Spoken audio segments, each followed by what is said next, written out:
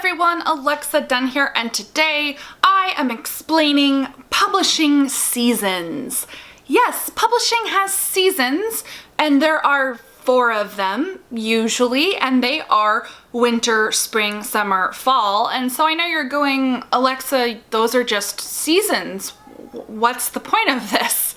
And the point of it is seasons are actually really important in publishing, in traditional publishing. And if you want to be traditionally published, you're definitely going to want to understand what the heck seasons are and kind of how they work, because otherwise you're going to come into publishing and be really confused. Or also some people get upset about seasons when they don't understand certain things about them. So I thought I would illuminate you about this mystical thing in publishing. So in a nutshell, publishing seasons are how publishing houses compartmentalize their releases for the sales, marketing, and publicity departments. It just makes things more organized and easier to manage. Also, because there are pros and cons to different seasons, and so there are different things that you want to do for your sales, marketing, and publicity strategy. So publishers think of release calendars in terms of seasons. So while there are 4 seasons, not all publishing houses have 4 seasons. Many publishing houses group spring, summer together and fall, winter. So essentially there's only 2 publishing seasons for those publishers. I'm with a publisher like that. And I can't say this definitively, but observing it on the reader side, it typically means in those cases that they publish books roughly from kind of March through June, maybe as far out as July, and then September through like January. I've noticed the publishers who use that schedule tend not to publish books in like February or August. Not always though. The thing is, it's different at every publishing house, and the reasons for structuring their seasons will differ at every publishing house. So then, of course, at many publishing houses, they simply have the 4 seasons, and it differs depending on the publishing house what that means. This is where it can get really confusing. So for some publishing houses, if you're being published in May, like I was, that's spring. But at other publishing houses, if you're being published in May, you're summer. And then also, it gets really confusing with things like Indie Next, and those sorts of lists and stuff put out by trade organizations, because their definition of the seasons also differs. Isn't publishing wonderful and so straightforward? But generally speaking, one thing you can rely on is that spring and fall are the 2 biggest seasons in publishing. You've probably noticed this as a reader. The most new releases and hyped up books and whatnot tend to release in the spring. So like March, April, and the fall, September, October. Obviously with stuff bleeding into like November and May or on the other end. Now I'm going to break down the general characteristics of each season. This is based partly on industry knowledge and expertise, and honestly partly just based on my navel-gazing observation. So don't take anything I'm saying as gospel. I mean, certainly don't go to a publishing professional and say, well, Alexa Donne said. Some of this might be right, but some of this is conjecture. So every season has pros and cons, and I say to you as a writer, don't panic if you're assigned to a certain season and you get all doom and gloom like, oh no, I'm not a fall release, so my publisher doesn't love me. That's really not how it works because of the pros and cons of each season. So starting with winter. And again, remember these season categorizations are nebulous depending on the publisher, but I consider winter kind of December, January, February. One huge pro of being released in winter is it is gift card season and holiday season. So people are more likely to purchase books as gifts or give people gift cards to bookstores if they are readers. And then in January, they go out and they use their gift cards. This is why you'll notice a lot of big books that aren't coming out in the fall, which I'll get to in a minute, come out in early January. The Cruel Prince was a January release, and so was Truthwitch. In fact, winter is becoming an increasingly more important season. I've just been seeing bigger and bigger books releasing in January. So unlike the film industry, winter is not where books go to die, because in the film industry, January, February is where movies go to die. But then of course, Get Out came out in the winter, and that was an amazing movie that did really, really well, so maybe the film industry is changing as well.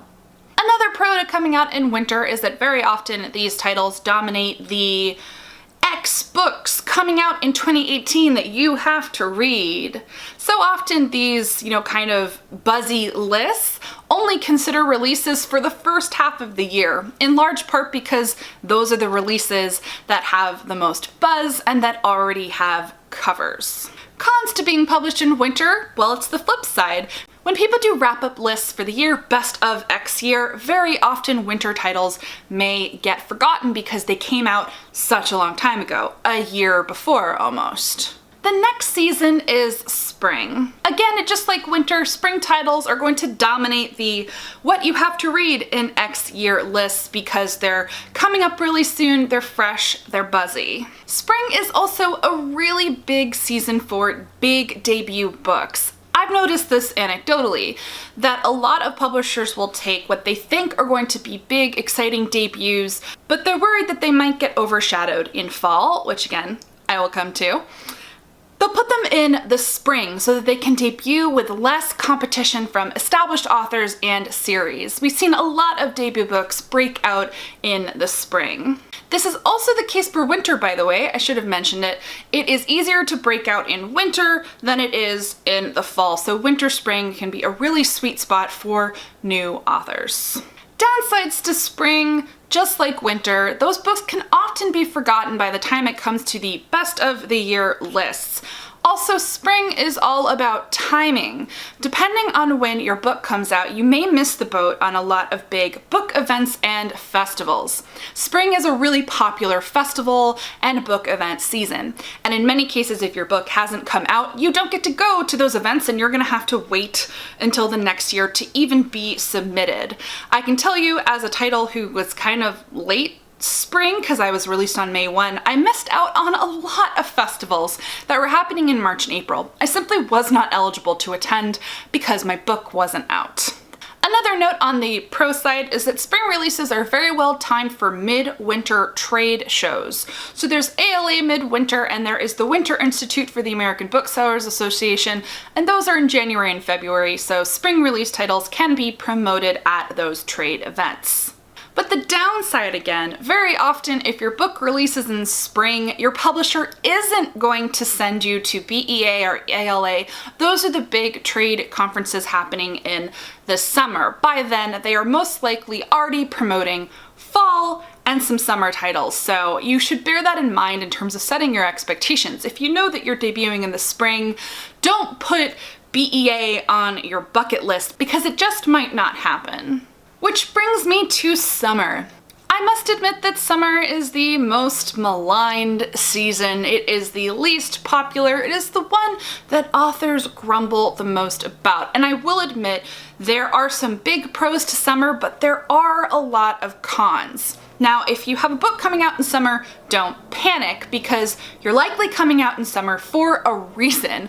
Publishers that assign a book to a summer release, they're smart about the industry and they have a reason. So one of those reasons is fun, light, frothy, beachy summer reads of course sell very well in the summer. You'll find a lot of kind of light and fun and romantic books released in the late spring and early summer to capitalize on this feeling. Similarly, page turners can do very, very well in the summer. Anything that would work well as a vacation read. So being published in the summer isn't a bad omen, it isn't terrible.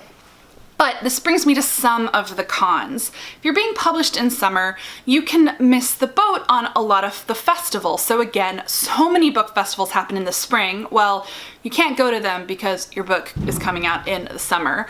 Also, you may or may not be able to go to the trade shows or be featured at the trade shows depending on the timing. Also, publishing kind of shuts down over the summer. They have summer Fridays and of course a lot of people take vacations, so summer just tends to be a lighter season for publishing. And a lot of those publishers who have only 2 seasons, so spring, summer, fall, winter, skip a lot of the summer months to account for this, that so many people are going to be out of the office. But a pro, this can mean that you can break out big in the summer because there is less competition in the summer for big, splashy YA books in particular. So don't count the summer out. And also, summer is a strong season in categories outside of YA and kid lit. And I think that another reason summer isn't a favored season is summer vacation. So school is out, people are on vacation, and so they're not going to bookstores and buying books as much. Sales can just really slow down in the summer. But I have more pros for you. So fall is another big book event festival season, and if you come out in the summer, you'll qualify for all of the events in the fall. Also, you're not going to be that far off from people's memories, and you have a pretty good shot at being on some of those best of year lists. So the last and final and biggest season, the one I keep hinting at, is fall. So fall is notorious for being a huge season for big series, established authors. You know, your favorite author's next book very often is going to come out in the fall. I think a part of this is back to school. I think back to school factors into that. You know, people are back into their regular life routines. They're not on vacation. They have to buy books for school in many cases. And people are just in kind of a consumer mindset in the fall. Plus, all of publishing is back in the office. Maybe that's why fall became such a huge season. Maybe it's simply because publishing decided it would be so. If you put enough of your huge releases in the same period of time, that season will develop a reputation for being when the big books come out, and that is fall. So what this means to you if you're a debut, or even if it's your second or your third book, but you're still a pretty new author, well, your publisher probably has a lot of confidence in you if they want to publish you in the fall and think that you can gain footing in the fall. So it's not a bad thing to be put in the fall. But a quick, note, if you are a debut watching this, one thing you have to know is if you're in a debut group, there's a lot of excitement for kind of the winter spring titles, and then it really starts to peter out as you hit the summer, and it can be really tough to get support and people excited for you for your fall release. I have seen a lot of friends experience this, and I just want to warn you that it's like a downside of fall. But fall has so many good things going for it because there are so many big books. When people are going to the bookstore to pick up the latest Sarah J. Maas book or Libba Bray or John Green, they're very likely to see your book on the shelves and they might pick it up. So fall is not a bad thing just because it's so crowded. Fall is also good because those big summer trade shows, BEA and ALA, that is when publishers are really highlighting their fall titles. So if you're a fall release, you're likely to be featured by your publisher at those events. Also, as I mentioned, fall is a big season for book festivals, but just like spring, this is all about timing. So your eligibility for attending certain festivals and events is going to depend on exactly when your book comes out. So that is both a pro and a con for fall. You might miss out on some events just because of timing. So again, I want to leave you with seasons are weird, publishers have them for a reason, a lot of this is anecdata, and most importantly, publishers have their own set of reasons for assigning a book to a particular season. Don't freak out if you're assigned to a season and it's not the one you wanted or the one that you saw yourself in, or you're worried about some of the cons that I mentioned. If you're really concerned, talk to your publisher. Ask them more about the season and about some of their plans. Publishers are pros and they usually make a decision for a good reason. Let me know down below in the comments if you have any questions. Seasons are slightly mystifying, so let me know anything that isn't clear or is weird or any of your theories about the publishing seasons. Give this video a thumbs up if you liked it. It lets me know I should make more videos demystifying the weirdness of publishing. If you're not already subscribed to the channel, I post new videos 2 to 3 times a week all about publishing, craft, writing, YA, and the traditional publishing industry. Thank you so much for watching, and as always guys, happy writing!